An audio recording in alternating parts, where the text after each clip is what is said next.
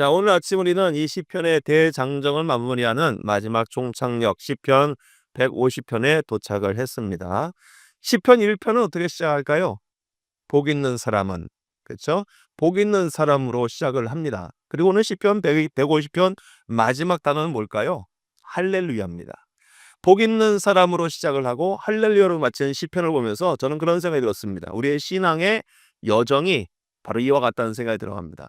처음 하나님을 믿을 때는 복, 하나님 복 주신대, 복 주신대 하면서 복에 우리가 하면서 하나님 앞에 나오기 시작합니다. 근데 시간이 지나면서요, 우리의 삶 가운데 믿음을 가졌기 때문에 생겨지는 불편함이 있습니다. 신앙생활, 하나님을 믿기 때문에 벌어지는 여러 가지 어려움도 있습니다. 그래서 예수님을 믿다 보면은 내가 잘한 결정이었을까? 이 믿음 생활 계속하는 것이 맞을까? 갈등이 올 때도 있다는 겁니다. 근데 그런 모든 신앙의 여정 가운데 하나님은 우리를 더욱 성숙한 사람으로, 처음엔 복이 그냥 세상에서 말하는 복인 줄 알고 따라왔다가 그 마지막에는 그렇구나, 나로 하여금 하나님이 나와 함께 하시니 이게 나의 복이구나, 할렐루야로 신앙의 여정을 마치는 우리의 모습을 보여주는 것만 같다는 것입니다. 고난과 아픔을 다 통과한 뒤에 결국 그럼에도 불구하고 나는 하나님을 찬양합니다. 이것이 바로 오늘 시편 전체가 우리에게 보여주는 강력한 메시지라고 저는 생각을 합니다. 오늘 마지막 찬양에는 하나님을 어디에서, 어떻게, 누가, 또 우리 하나님을 찬양하는 거겠죠? 그런 어떤 하나님을 찬양하는 그 방법에 대해서 우리에게 소개하고 있는 것처럼 보입니다. 오늘 말씀 잠깐 보시면은요, 시인은 먼저 찬양의 장소와 이유를 우리에게 얘기하고 있습니다. 그의 성소에서 찬양하며 그의 권능의 궁창에서 그를 찬양할지어다, 이렇게 얘기합니다. 자, 이 성소는요, 구별된 예배의 자리를 얘기하는 거겠죠. 오늘날 얘기하면 교회 같은 곳에서 하나님을 찬양하라고 합니다. 권능의 궁창은 하나님 만드신 온 우주, 우리가 손닿을 수 없고 또 우리가 헤아릴 수 없는 자연의 신비로운 하나님의 임재를 말하는 것처럼 보입니다. 자, 이게 무슨 뜻일까 묵상하니 이런 생각이 들었습니다. 이 찬양이라는 것이 거룩한 교회에서, 예배의 자리에서만, 우리가 이 자리에서만 하나님을 찬양하는 것이 아니라 하나님 만드신 궁창에서도, 하나님 만드신 자연에서도 우리의 삶에 숨쉬는 모든 곳이 하나님을 찬양하는 현장이 되어야겠구나, 이런 생각이 들었습니다. 우리가 하나님을 언제 어디서 찬양합니까? 우리가 찬양해야 될 장소, 그게 정해놓고 있지는 않습니까? 교회에서 예배드릴 때만 찬양하거나 내가 하나님 앞에 기도할 때만 찬양하는 것이 아니라 숨쉬는 모든 삶의 현장, 하나님의 자연이 있는, 하나님 만드신 그 모든 곳에서 찬양할 수 있어야겠다라는 생각이 들었습니다. 무엇을 찬양하는 것일까요? 그의 능하신 행동을 찬양하며 그의 지극히 위대하심을 따라 찬양할지어다 이합니다. 능하신 행동, 우리가 찬양하는 이유가 있습니다. 하나님께서 못하실 것이 없다라는 하나님의 능력에 대해 찬양하는 것입니다. 그의 지극히 위대하심은 뭘까요? 하나님의 존재 자체로 찬양하는 것입니다. 이것을 보면 우리가 찬양할 때 하나님 나에게 이런 것 주셔서 감사해요 라는 하나님의 행하신 것만 찬양할 때가 있는 것 같습니다. 근데 하나님을 향한 찬양은 하나님 무엇을 하셨기 때문이 아니라 하나님 존재 자체로, 지극히 위대하신 하나님의 존재 자체로 우리가 하나님을 찬양하고 하나님을 노래하고 하나님께 감사하는 그런 우리의 찬양의 습관이 우리 가운데 있었으면 좋겠습니다. 어떻게 찬양할까요? 3절로부터 5절까지 보시면 이스라엘에 있던 모든 종류의 악기, 당시에 이런 악기들이 있었구나 하는 모든 종류가 다 나열되어 있습니다. 나팔 소리가 있고 비파, 수금이 있고 소고치며 춤추라고 현악과 퉁소, 재금. 자, 나팔소는요, 왕의 행차를 알리거나 승전가를 부를 때 썼던 악기라고 하죠. 비파와 수금은 부드럽고 서정적인 그 선율을 노래할 때 사용하던 악기였습니다. 소고치며 춤추며라는 건 몸으로 표현하는 기쁨이겠죠.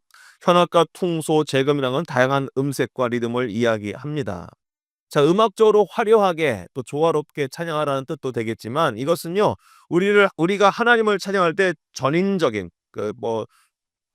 토탈리라는 얘기를 쓰는 거죠. 하나님께 모든 것으로 찬양을 하라 얘기했습니다. 자, 이 찬양에 보면서 이런 생각이 들었습니다. 이렇게 찬양하면, 잘 보세요. 나팔 소리, 비파, 수금, 소고치고 춤추고 현악과 퉁소, 재금까지 울리면 이게 감출 수 있는 것일까 싶은 생각이 들어갑니다. 연말이 되니까 성탄절, 또 이 1월 1일 맞이하니까 온 세상이 성탄절만 되면 여기도 폭죽을 올리고, 아르헨티나는요 얼마나 시끄러운지 폭죽이 12시만 땡 하면은 이제 새해가 밝았구나 알 수 있을 만큼 시계를 보지 않아도 폭죽을 터뜨리는 소리가 얼마나 요란한지 모르겠어요. 폭죽이 워낙 신나고 나니까 개들도 짖어대니까 이 개에게 귀마개를 해 주는 귀마개도 팔아요.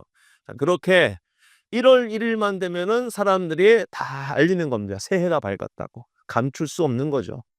하나님을 찬양하는 것도 역시 마찬가지입니다. 이와 같은 수많은 악기들, 다양한 방법으로 찬양하는 것은요, 하나님을 찬양한 우리의 삶이 감출 수 없는 찬양이 되어야 합니다. 하나님을 찬양할 때 우리가 숨어서 찬양하지 않습니까?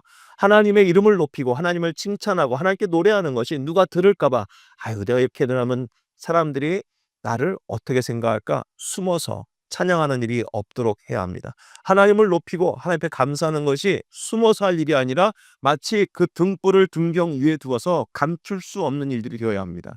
오늘 이 찬양을 보니까 누가 봐도 야, 뭔가 대단한 일이 일어났구나. 정말 엄청난 일이 사건이 벌어졌구나. 아니 나팔을 분다고 어떤 승리가 있는 것이지, 비파와 수금을 돌린다고 도대체 어떤 섬세한 하나님의 역사가 있는 것이지, 사람들이 춤을 추고 소고를 치며 현악과 풍수와 재금으로 하나님을 찬양할 만큼 감출 수 없는 하나님이 향하신 일들을, 하나님의 그 역사들을 노래하고 또 찬양하는 우리의 삶이 되었으면 좋겠습니다.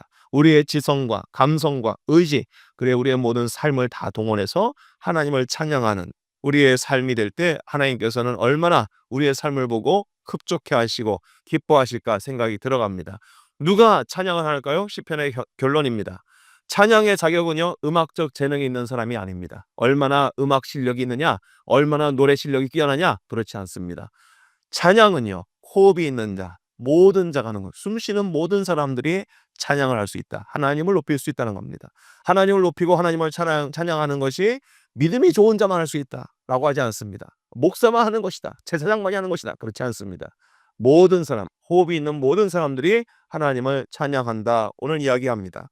오늘 우리가 이 시편을 통해서 정리하기를, 우리가 한 해를 정리하고 새해를 맞이할 때 모든 곳에서 찬양하는 것이구나. 예배의 자리, 교회에서만이 아니라 우리 삶의 현장에서, 그리고 전심을 다해서 하나님께 감출 수 없는 기쁨으로 드러나는, 하나님 앞에 드러날 수 있고 사람들 앞에 드러날 수 있는, 감출 수 없고 숨길 수 없는 찬양이 우리의 삶 가운데 호흡이 닿을 때까지 있어야겠구나. 이런 마음에 결단하시면서 2026년 새해를 맞이할 수 있는 우리 모두가 되기를 간절히 소망합니다.